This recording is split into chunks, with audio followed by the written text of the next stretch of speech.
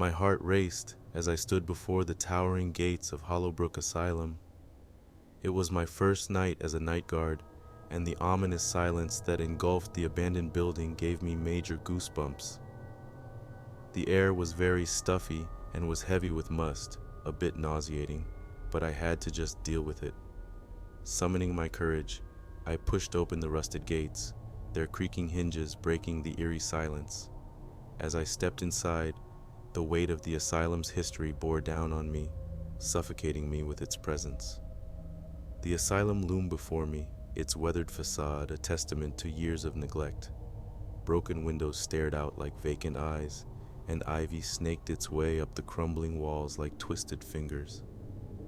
A chill ran down my spine as I crossed the threshold, the musty odor of decay assaulting my senses. I switched on my flashlight, its beam cutting through the darkness like a beacon. The corridor stretched out before me, a maze of shadows and uncertainty. Each step echoed hollowly as I made my rounds, the only sound in the desolate asylum. But as the night wore on, strange occurrences began to unsettle me. Whispers drifted through the halls, ghostly murmurs that seemed to emanate from the very walls themselves. The air grew colder, sending shivers down my spine despite the warmth of my jacket. I couldn't shake the feeling that unseen eyes were watching my every move. I tried to focus on my duties, suppressing the rising sense of unease that gnawed at my insides, but with each passing hour, the feeling of dread only intensified.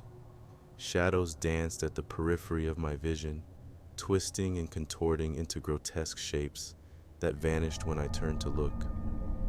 As I descended into the lower levels of the asylum, the darkness deepened, enveloping me like a shroud. The stench of decay grew stronger, mingling with an earthy, organic scent that made my stomach churn. I felt a sense of foreboding creeping over me, a primal instinct warning me of impending danger. And then I saw it, a figure perched atop a crumbling pillar, its silhouette etched against the faint glow of moonlight, filtering through the broken windows. At first, I thought it was a statue, a grotesque gargoyle frozen in time. But as I drew nearer, I realized with a shock that it was alive. The gargoyle unfurled its wings, their leathery membranes casting eerie shadows on the walls. Its eyes glowed with an otherworldly light, fixated on me with an intensity that sent a chill down my spine. I stumbled backward, my heart pounding in my chest as I realized the true nature of the creature before me. With a deafening roar, the gargoyle launched itself from its perch, its monstrous form hurtling toward me with blinding speed. I turned and fled, the sound of its wings beating against the air like a thunderous drumbeat. Panic gripped me as I sprinted through the asylum, the darkness seeming to close in around me with every step. Behind me, the creature pursued, its monstrous form gaining on me with every step. I burst through the doors and into the night, the cold air burning my lungs as I fled. I didn't stop running until I was far from the asylum, my breath ragged and my heart racing. I collapsed onto the ground, gasping for air as I stared up at the moonlit sky. I never returned to Hollowbrook Asylum, but the memory of that first night haunts me still.